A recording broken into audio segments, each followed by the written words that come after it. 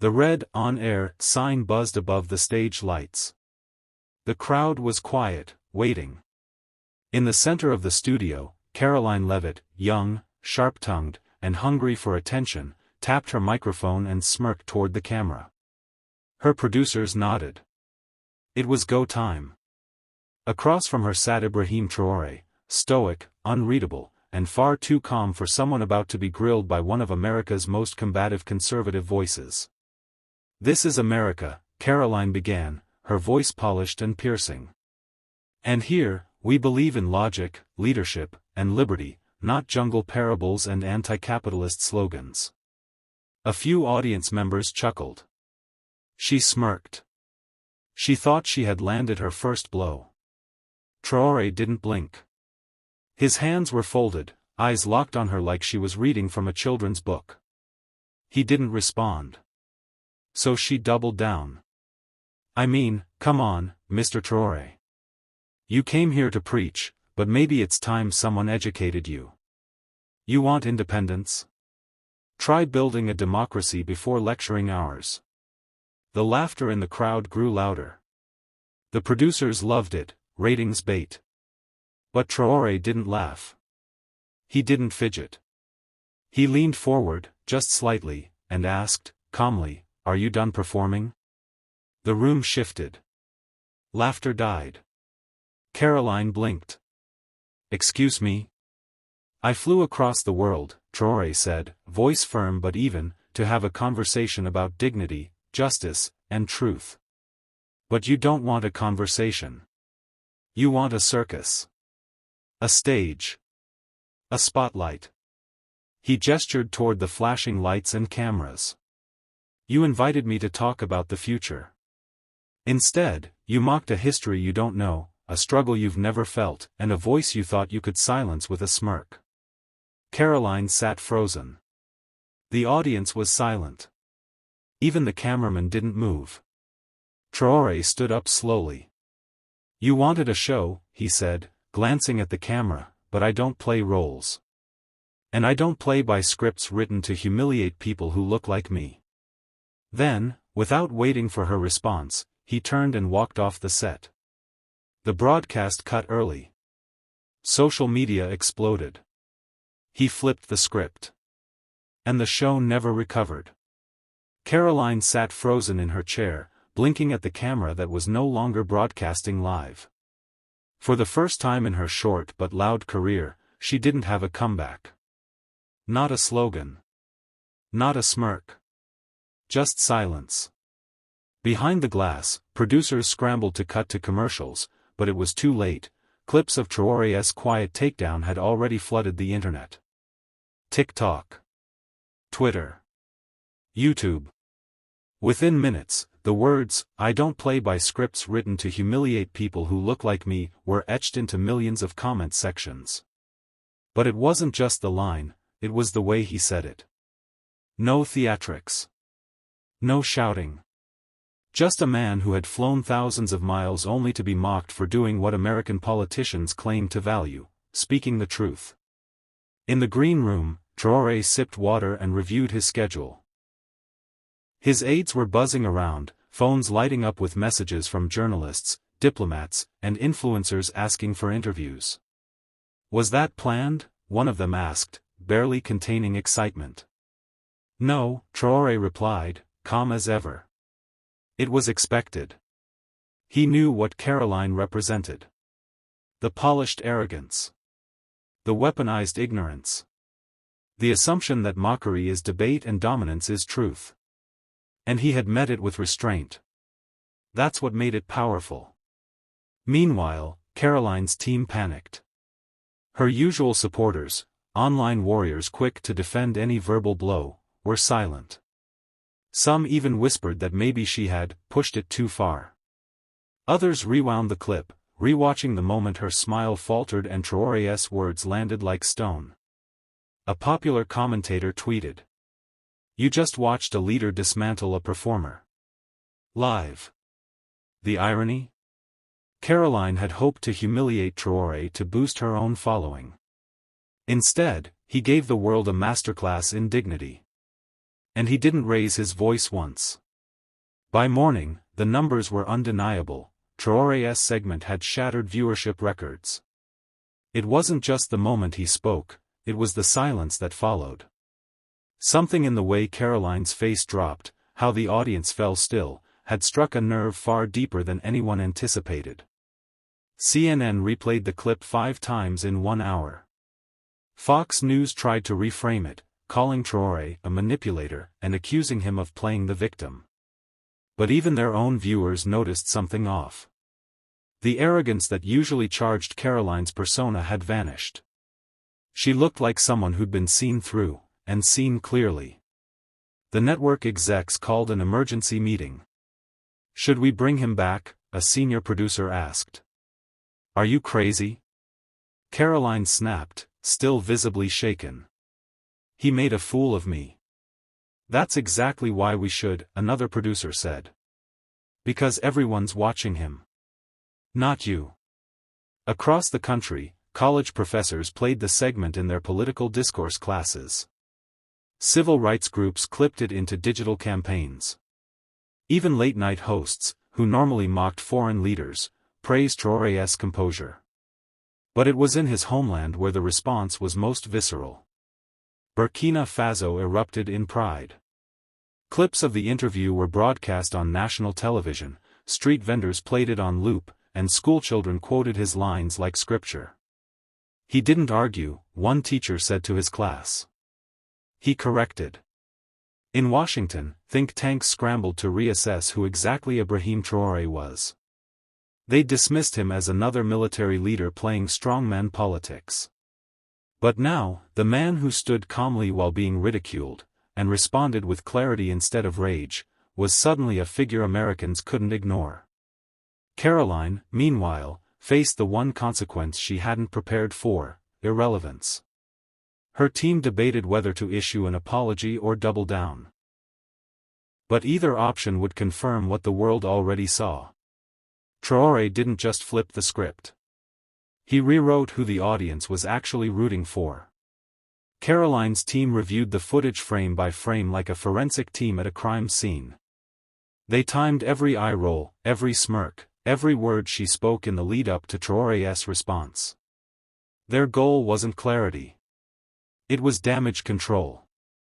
She said he sounded like a bootleg Bond villain, one advisor whispered. She laughed at his accent, another corrected. That's the problem. That wasn't just politics. That was personal. They had crafted the insult days before the show.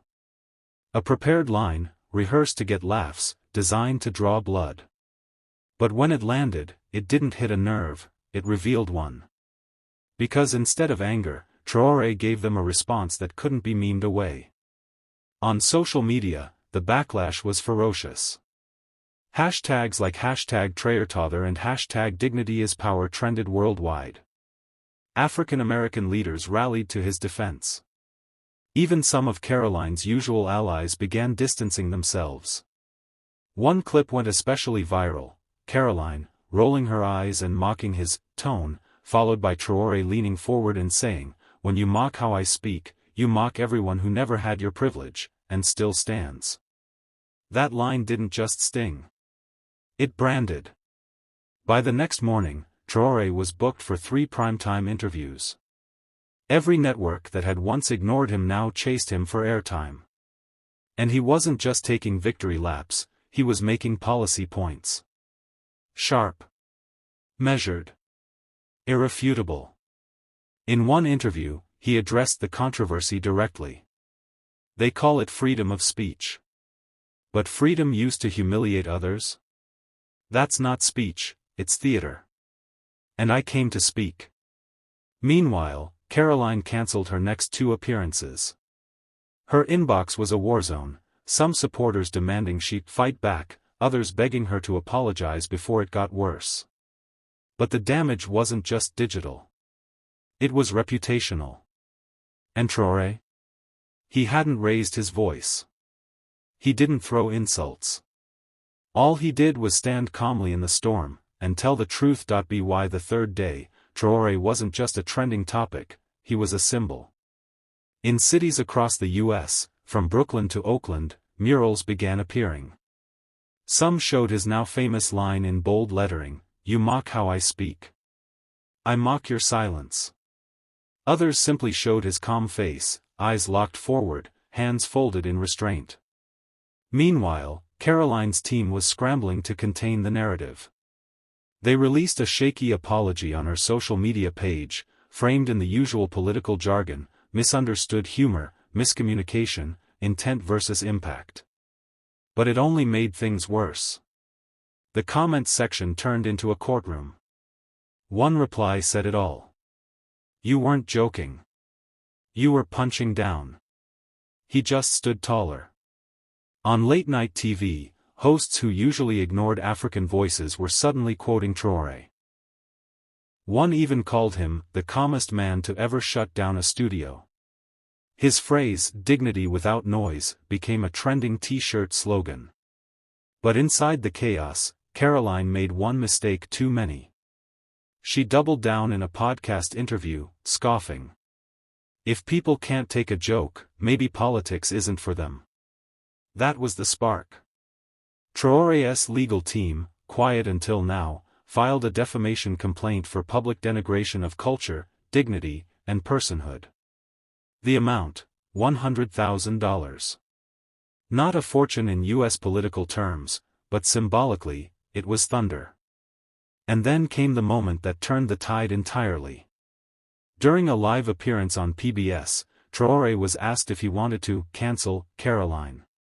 He looked into the camera and simply said, "No. I want her to learn. And I want the world to remember the cost of mockery." Silence. Then thunderous applause. He didn't need to raise his voice. He raised the bar. By the end of the week, a hearing date had been set. Karoline Leavitt, once confident and untouchable in conservative circles, now faced a courtroom in Manhattan. Outside the courthouse, dozens of journalists, activists, and curious onlookers gathered, not because of the dollar amount, but because of what was truly on trial: respect. Traoré didn't walk in with lawyers flanking him like a show.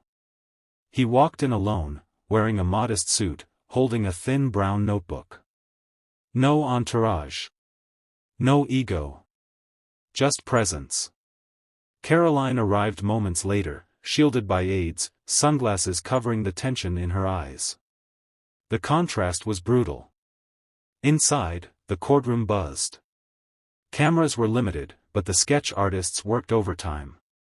The opening statement from Traoré's counsel cut clean. This case isn't about speech.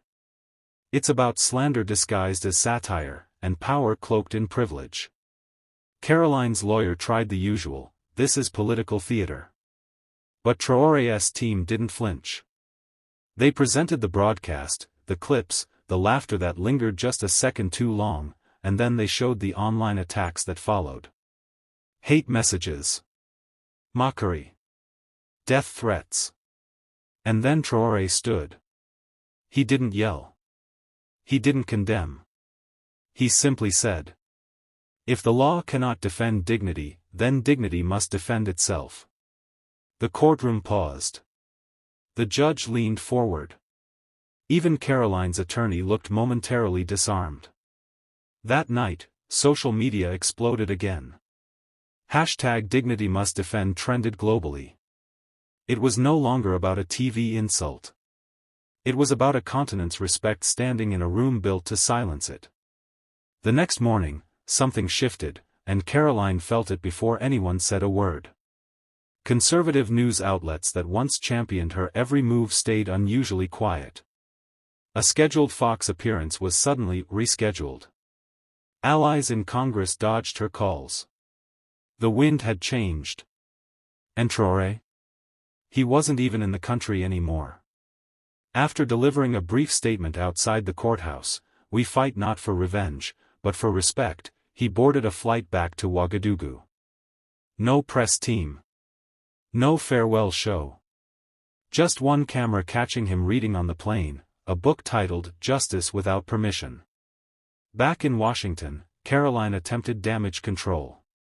She called for a press conference and opened with a smirk. I didn't know free speech had a price tag now. But the press wasn't buying it. A journalist immediately asked. Then why are your donors pulling out? Because they were. Quietly, quickly. Corporate sponsors who once welcomed her firebrand energy were now distancing themselves. One leaked email from a prominent PAC read. This isn't policy, it's a PR nightmare. She lost the room. Meanwhile, on campus protests across the U.S., students held signs saying, Traoré wasn't the guest. He was the mirror. Every late-night show ran with it.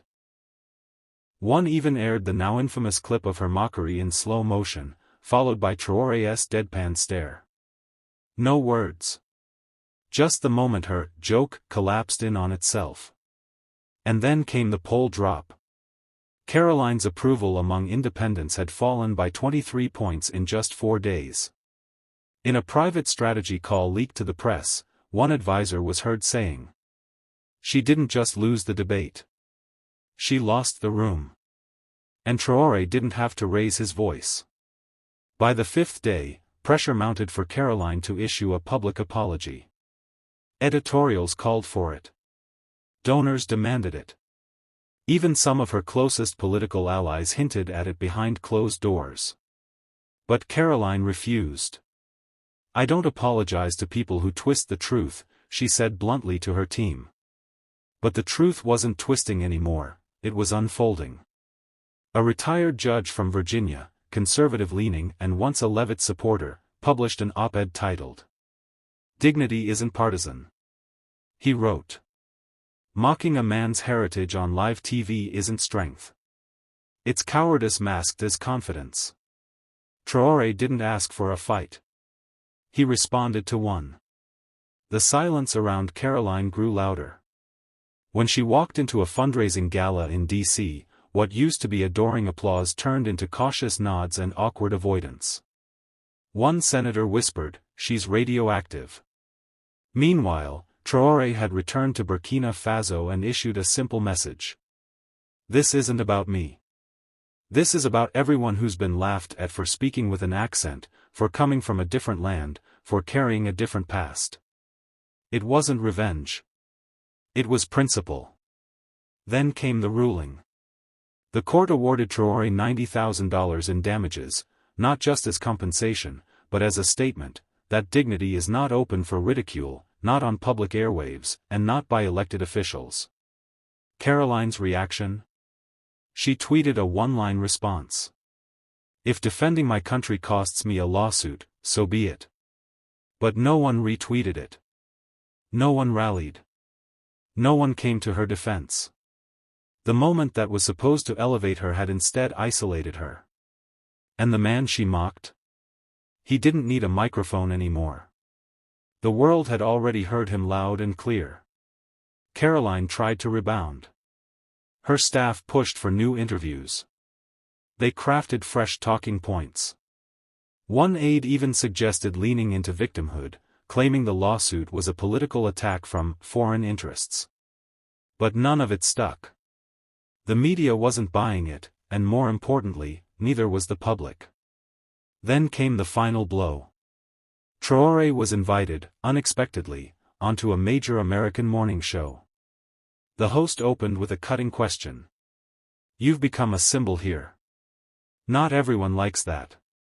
What do you say to people who think you embarrassed a member of our government? Traoré didn't flinch. His voice was calm, his words deliberate. Embarrassment happens when dignity meets arrogance. I didn't humiliate anyone. I simply didn't accept humiliation. The studio was dead silent. A clip of that moment hit 30 million views in a single weekend. Karoline, watching from her office in New Hampshire, slammed her laptop shut. One advisor whispered, "It's done." She didn't respond. For the first time in her career, there was no spin, no speech, no comeback. And Traoré? He didn't gloat. He didn't need to. His silence was sharper than any insult. The story had flipped. The crowd had changed sides. And the woman who once controlled the room, now couldn't enter it. Karoline Leavitt's political machine began to sputter. Donors disappeared. Media invites dried up. Even her fiercest defenders started using past tense. She was a rising star. A scheduled town hall in Ohio was quietly cancelled due to security concerns. But everyone knew the real reason: no one wanted to hear from her anymore. Meanwhile, Traoré returned to the international stage, not as a plaintiff, but as a guest of honor at a human rights summit in Geneva. In a packed hall, he spoke not of lawsuits or insults, but of something larger. Freedom of speech is not freedom from consequence, he said. And dignity does not need translation. It is understood in every language. Journalists who once mispronounced his name now quoted him with reverence. College students wore shirts with his courtroom quote. A movement had begun, not because of his accent, but because of his clarity. Karoline retreated from public life. Her final post was a photo of the Capitol, captioned, "I tried." But the comments section wasn't kind. The world had moved on. And the last thing it remembered was a moment she had tried to laugh off. That became the moment she was laughed at. As for Traoré, he never mentioned her name again. He didn't need to. The echo she left behind spoke loud enough. They mocked his words. They mocked his accent. But in the end, they couldn't mock the truth. Ibrahim Traoré didn't shout. He didn't beg. He just stood tall, and let the world see who folds when dignity stands. In a world of noise, some voices don't echo, they thunder. And when history remembers this clash, it won't remember who spoke louder. It will remember who made silence speak.